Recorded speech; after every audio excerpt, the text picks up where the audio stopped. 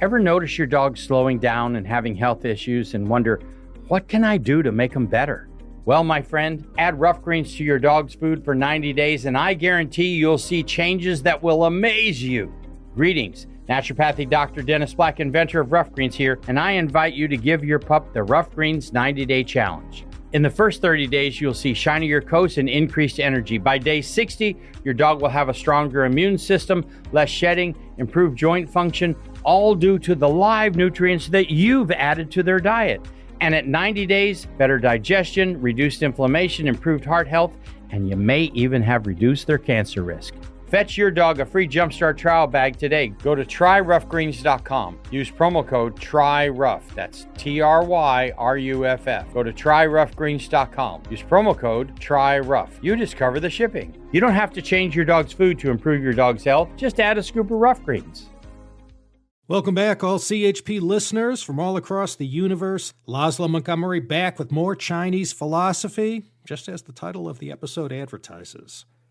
Thanks for listening to the China History Podcast, and I promised you last time we're going to continue on with more Ru School philosophy and look at Mengzi, also known by his Latinized name of Mencius. I finished off last time speaking about Mengzi's mother and her role in shaping the Confucianist demands that women had to put up with. She's always held up as this shining example of the perfectly devoted mother. Let me start with the most famous Mengzi story from his early years that gave us one of the most famous Chinese sayings, or chengyu. This was Meng Mu San Qian, which translates to Mengzi's mother moves 3 times. It was just the two of them growing up, no father. Meng Mu, Mengzi's mother, settled down first at a shack near a cemetery and noticed right away little Mengzi engaging in these pretend ceremonies for the dead. So she didn't like to see that and decided to pick up and move to a place near a thriving market town. But before long, she saw her son acting like some merchant and talking about money all the time. So she pulled up stakes again and found a third place that had a school as its closest landmark. And when Mengzi's mother saw her son trying to learn and show some manners and decency, she decided she finally found the right place. Meng Mu San Qian. Yeah, this whole idea of Chinese mothers who want the best education for their children. Trust me, that didn't start with Amy Chua. It went back at least as far as Meng Mu, the mother of Mengzi. And although it went against the Confucian idea of simplicity and frugality, when Mengzi's mother passed away, her filial son gave her one heck of a glorious, well-deserved send-off, one that I'm willing to bet Mo Tzu wouldn't have approved of. Master Kong, Confucius, simply resting on his own laurels, most likely today would not be gracing the name of these hundreds of Confucius institutes around the world. We remember Confucius because he received a little help along the way. First from his immediate disciples, and then from Mengzi, followed by Xunzi, and then I guess by Dong Zhongshu. But let's not get too far ahead of ourselves. They were the first ones to begin the process of interpreting what it was Confucius taught when he was alive. Remember, Confuzi didn't write anything down. Mengzi was born after Confucius, who had already been gone for 107 years. I mentioned at the outset he supposedly studied under Confucius's grandson, Zisi, and the first thing Mengzi did when he left the nest was to hang out his own shingle and open up a school. Having studied under someone like Zisi was like bragging you had a Harvard or Yale degree. So Mengzi was able to attract a lot of students, many who went on to great things in the government and civil service. Mengzi was no different from any of these philosophers, anxious to advise rulers on how to rule their state and how to bring about the greatest amount of prosperity, peace, stability, and happiness for the people. From about 323 to 314 BCE, Mengzi did his wandering. He went to Qi first and found employment with the ruler there, Qi Xuangong, Duke Xuan of Qi. He accepted an honorary post and refused any salary, but in advising Duke Xuan, Mengzi soon figured out he wasn't being taken seriously. So Mengzi moved on, but Duke Xuan of Qi called him back. Mengzi soon saw that it was futile trying to turn this militant king into a benevolent and virtuous leader. This Duke Xuan had all kinds of designs on other states and was looking to acquire some kingdoms. Mengzi implored him to make peace, not war, and to rule his people with benevolence and morality, and to serve as a model for his people. Then not only his subjects in Qi would revere him, but others would flock to Qi as well, just to call him their ruler. Well, it's not surprising that Mengzi ultimately got canned by Qi Xuangong. This pugnacious ruler didn't like Mengzi's pacifism. So like all these itinerant philosophers, Mengzi moved on to the next place, always vigilant for that philosopher king in the rough who only needed Mengzi's finishing touches to turn him into the virtuous Zhou dynasty founder King Wen reborn. Like Confucius, and no doubt many a philosopher, Mengzi searched in vain. In the end, he just settled down and returned to teaching. Besides teaching, he wrote about all the rulers he had rubbed elbows with during his travels and discussed the conversations he had with them. And these dialogues were all part of the book that bears his name, the Mengzi. It's one of the classics. Some say this was one of those ancient works that was actually written by the alleged author, rather than his disciples or those who came after him. But 300 BCE, we can't say for sure. Mengzi taught the original goodness of human nature. Innately, humans were good. He called it xing shan. Like Aristotle and later John Locke's tabula rasa, people were born good. They are made bad thanks to poor leadership setting a bad example. And this bad example, set by others, impacted people who didn't know any better. Mengzi said either philosophers must become kings, or kings must become philosophers. Mengzi's philosophy claims that human beings have 4 beginnings. Here's how we put them. Quote, "The feeling of commiseration is the beginning of human-heartedness. The feeling of shame and dislike is the beginning of righteousness. The feeling of modesty and yielding is the beginning of propriety. The sense of right and wrong is the beginning of wisdom." End quote. These 4 beginnings are also called the 4 virtues. Some in the West have referred to them as Mengzi's 4 cardinal virtues. All people are born with them, these innate ethical predispositions. And throughout one's life, it was essential to nurture and develop these 4 virtues so that in time they will become the 4 constant virtues. By further developing the 4 constant virtues, one can achieve sagehood. So these 4 virtuous qualities, benevolence, righteousness, propriety, and wisdom, we all have it. But if you don't use it, you'll lose it. Mengzi would tell you of the 4 virtues, benevolence and righteousness were the 2 most important. So you could see why Mengzi would completely reject someone like Yang Zhu. Mengzi was an optimist. He said it was a moral universe that humans inhabited, and it all began at the top with a virtuous ruler who ruled through benevolence and set an example for uprightness and propriety for all his subjects to see. Sure, people cared about many of these pleasures itemized by Yang Zhu, but Mengzi said people were also ethical and knew what the right thing to do was. Confucius put his focus on the individual and to a lesser extent on the state. Mengzi's focus was the state. It all began with the ruler, and not only that. On the one hand, Mengzi taught what the qualities that a ruler must have and exhibit. He was also very Jeffersonian in his belief that if rulers became inept or any jies or zhouxins appeared on the scene, the people have the right to remove them, even kill them if it came to that. These were very radical ideas for their time. And because Mengzi was well known for this line of political philosophy, the Hongwu emperor, after he founded the Ming dynasty in 1368, will ban him, demoting Mengzi in the Confucian temple. Yeah, early Ming, Mengzi will have to lay low and remain in the doldrums until he makes a comeback. The early Ming emperors didn't like that Jeffersonian belief about the tree of liberty needing to be refreshed with the blood of patriots and tyrants every so often. And as far as democracy goes and that whole notion of government of the people and by the people, Mengzi didn't go for that. He thought monarchy was the only way to go. Why was that?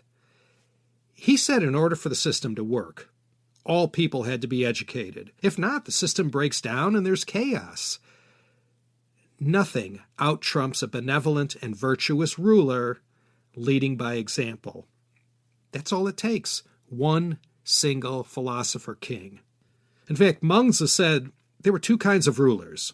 One was a Wang and one was a Ba.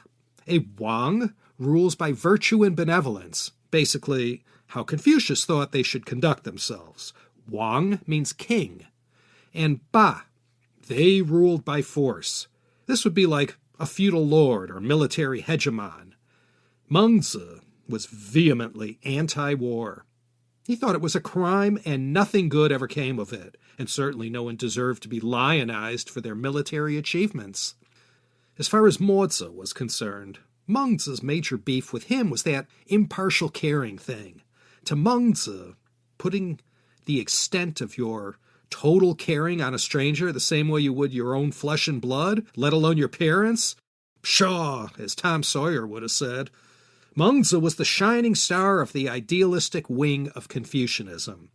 He had a lot of detractors. For one thing, Mengzi's thought was criticized by many for being artificial. People weren't born good. They had to work hard to be good. All this morality and propriety, it was all artificial and forced, not the natural way people acted. Ever notice your dog slowing down and having health issues and wonder, what can I do to make them better? Well, my friend, add rough greens to your dog's food for 90 days and I guarantee you'll see changes that will amaze you. Greetings, naturopathic Dr. Dennis Black, inventor of Rough Greens here, and I invite you to give your pup the Rough Greens 90-day challenge. In the first 30 days, you'll see shinier coats and increased energy. By day 60, your dog will have a stronger immune system, less shedding, improved joint function, all due to the live nutrients that you've added to their diet. And at 90 days, better digestion, reduced inflammation, improved heart health, and you may even have reduced their cancer risk. Fetch your dog a free Jumpstart trial bag today. Go to tryroughgreens.com. Use promo code TRYROUGH. That's TRYRUFF. Go to tryroughgreens.com. Use promo code TRYROUGH. You discover the shipping. You don't have to change your dog's food to improve your dog's health. Just add a scoop of Rough Greens. Let's close things out with Xunzi. He was another major Confucianist, but he didn't see eye to eye with everything Mengzi said, especially about the innate goodness of human nature. Everyone knows Confucius. Everyone knows Mengzi. How come Xunzi didn't get a Latinized name? Maybe for this reason, he remains in the shadow of his two more famous predecessors. Xunzi's name was Xun Kuang. He was a native of Zhao State, but he made his name in Qi. He lived from 313 to 238 BCE, passing away 17 years before Qin Shi Huang enjoyed the sweet smell of success in 221 BCE. So we can say he lived during the last decades of the Warring States period. He was 24 when Mengzi died. But let me say, there's quite a disparity in Xunzi's dates as far as when historians say he actually lived and died. Like Mengzi, Kongzi, and others, Xunzi did his tour of the realm as well, calling on rulers, princes, and anyone in authority who would see him. Like those other great thinkers, Xunzi would try to proffer his advice to those in power on the best ways to end the misery, violence, and bloodletting of the Eastern Zhou Warring States period. But this philosopher's renown ended up being due to his stature at the Jixia Academy. Xunzi left his mark as one of the greatest philosophers to come out of this Jixia Xuegong. This institution was set up in 318 BCE by, yes, Duke Xuan of Qi, Qi Xuangong, one and the same as the ruler who wasted Mengzi's time. Yeah, he didn't listen to Mengzi, but he did act as the benefactor of this school that attracted la creme de la creme of pre-Qin dynasty teachers and philosophers. This was China's first think tank. There, the most brilliant and innovative minds in what comprised China that far back came together to teach, to learn, to loaf, drink tea, complain, and argue all their respective schools of thought. Let's look at Xunzi, and particularly through the prism of Mengzi, since he's so fresh in our minds right now. They were both dyed-in-the-wool Confucianists, but they didn't see eye to eye on a few key points. What do we most remember Xunzi for? Well, Lao Tzu's name is mentioned for the first time in Xunzi's work. Do you remember how Mengzi said people by nature are good? They're corrupted by all the blowback from having an inferior ruler. Mengzi maintained one had to focus and work deliberately to retain their innate goodness. Well, Xunzi, he said just the opposite, and in this respect, he was in lockstep with Yang Zhu. Xunzi said human nature was innately bad. Human nature's natural inclination is to be selfish and look out for number one first and foremost. Innately, people are in a sense evil and self-centered, and from that base, he taught his philosophy. After all, if people were, as Mengzi said, innately good, then who would need these sage kings and all these boring rituals and strict etiquette? Xunzi said, don't blame the government for all the ills in society. They have nothing to do with the people's innate goodness. It was up to the people to become good. And this was attained by basically following Confucian thought. This included the rituals and ceremonies. Xunzi said even though most everyone was lip-syncing and artificially embracing Confucianism and rituals in their daily lives, it was important to the masses of people, especially at the state level, having rulers carry out these elaborate rituals, no matter to heaven or to ancient ancestors. They were carrying out something that was very important to the people who were unable to express these emotions and feelings in this kind of way. It united ruler and people. Whether it worked or not was immaterial. Xunzi had written about how these rituals bound society as one, but, he said, quote, you pray for rain, and it rains. Why? For no particular reason, I say. It's just as though you had not prayed for rain, and it rained anyway. End quote. But Xunzi and Mengzi agreed on the idea that no matter born good or born evil, a person can become a sage. And to do this, one needed to be disciplined and live their life in the most deliberate way, not only talking the talk. Both philosophers believed the transformative powers of Confucian sincerity, ritual, and learning could turn someone into a sage and keep society on an even keel. As for Mengzi's four virtues, four beginnings that human nature contained, not so, said Xunzi. No four virtues, but there was one thing that humans were born with that was the key to rising above their innate desires for personal profit and sensual pleasures. And that was intelligence. Intelligence is the key to becoming good. The learning, which is the natural byproduct of intelligence, should be used by the people to reform their innate, unsavory human nature. It would reform them and transform them. Mengzi said all this learning was like ongoing education for what was already good within you. Mengzi said becoming a Yao or a Shun was possible because people were born good, and if one could sustain this goodness throughout their life, they might one day look upon Yao and Shun as equals. Xunzi said, nobody's born a Yao, but people had intelligence, and if they used this, they could one day become a Yao. I read that of this school of Ru philosophy, Confucius, all his disciples and their disciples, Mengzi, Xunzi, that Mengzi is considered the left wing of the ideology and Xunzi is the right wing. All of Xunzi's philosophy is contained in, I know, you guessed it, another work named after the author, the Xunzi. This 32-chapter work has a somewhat unique claim to fame among the classics. It's said that at least 25 of the chapters were actually written by Xunzi, and a lot of it was written in essay style, and very nicely too. Works attributed to Mengzi and Confucianist were usually written in dialogue form. What Xunzi did that separated himself from Mengzi was to look at the times they lived in, and he synthesized other elements of thought that weren't necessarily Confucian in their origin. He picked around other schools of thought for ideas that could be copied and pasted onto Confucianism. In addition to Confucian ethics, he studied how others viewed ethics. He also gathered aspects of metaphysics, political theory, philosophy of language and education, and whatever was applicable to Confucianism and enhanced it as an ideology, he considered it. The Confucian Tao is not the same as the Laozi Zhuangzi Tao.